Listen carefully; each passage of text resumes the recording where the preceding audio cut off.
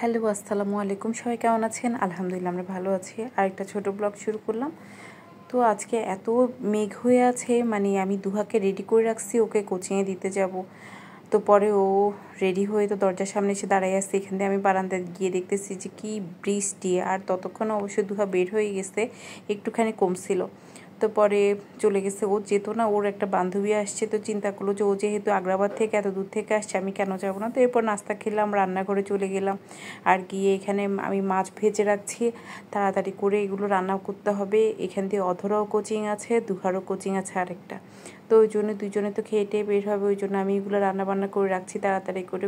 আর প্রথম ভাজিটার ডিম ভাজিটা করে ফেললাম, মাছের আজকে অনেক ডিম হয়েছিল। এরপরে আমি আস্তে আস্তে অন্য রান্নাগুলো করছি, যেমন এখানে আমার আজকে একটু মুরগির পাখনা টাকনা দিয়ে খেতে ইচ্ছা করছে, ওই রকম একটা চটচড়িও করে নেওয়া। আর এই দোকানটাই ছিল আয়রার জন্মদিনের কেক নেওয়ার, সেই দোকানটা খুব ভালো ছিল, কেকটা খেতে অনেক মজা ছিল।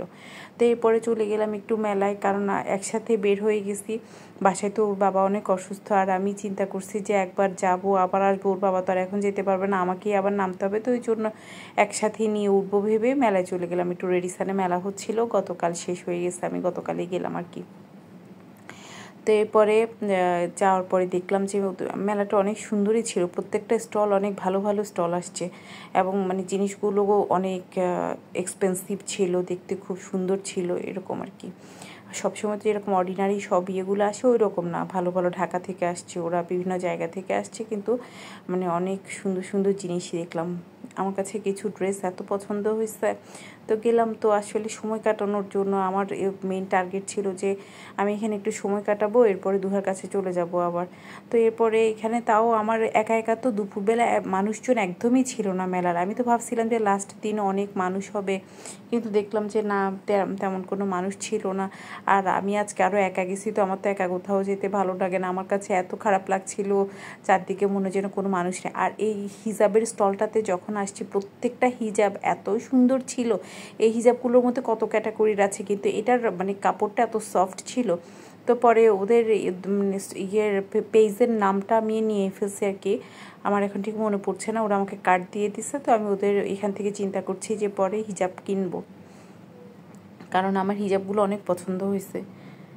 তো এরপরে দেখলাম, আর একা একা হাঁটতে তো ভালোই লাগছিল না। এখান দিয়ে আসছে, দেখছি যে ওরা সবাই মেহেদি লাগাচ্ছে। এখানে দেখলাম ছেলেরাও আজকে ট্যাটু করছে মেহেদি দিয়ে, তো দেখতে ভালোই লাগছিল। হাঁটছি খুব আপন মনে, হেলে ধুলে, কোনো মানুষজন না। আর এবার দেখলাম যে এই মেলাটাতে জুতার অনেক স্টল আসছে, তো এটা তো মেয়েদের ছিল। আমি এরপরে দেখলাম যে বেশ কিছু ছেলেদের স্টলও ছিল, এখানে পাঞ্জাবির স্টল ছিল, জুতার স্টল ছিল, বিভিন্ন ধরনের স্টল ছিল।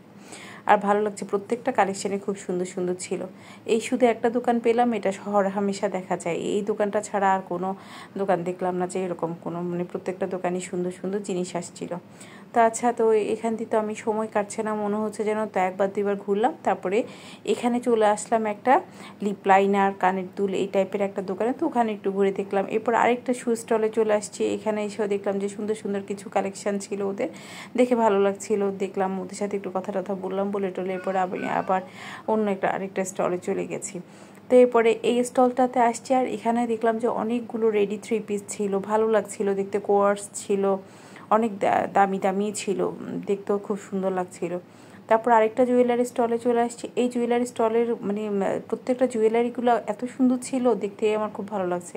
এটা ছিল একটা কসমেটিকের স্টল, আর এখানে আসছি, আর আপুটার কথাগুলো এত সুন্দর লাগছিল আমার, ও আমাকে দেখাচ্ছিল, আর আমি এখানে একটা ফাউন্ডেশন দেখছিলাম।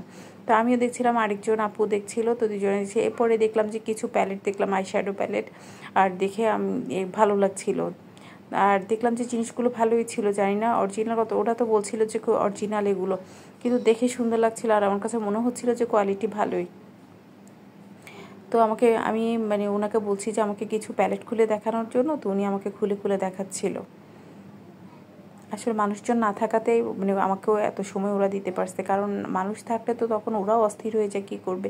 তো এই শ্যাডো প্যালেটটা আমার ভালো লাগছিলো, এখানে বেশ কিছু সুন্দর সুন্দর প্যালেট ছিল, মানে কালারগুলো দেখতে ভালোই লাগছিল যে কাজে লাগে। আর এই টাইপের কালারগুলোই তো বেশিরভাগ সময় কাজে লাগে, সব সাজের সাথে মনে হয় যে না এগুলোই চাই। ডার্ক কালারের চাইতে আমার কাছে এইরকম নুড কালার বা একটু কী বলবো এটাকে, স্মোকি কালার, এই টাইপের কালারগুলোই তো আমরা সাজতে বেশিরভাগ পছন্দ করি।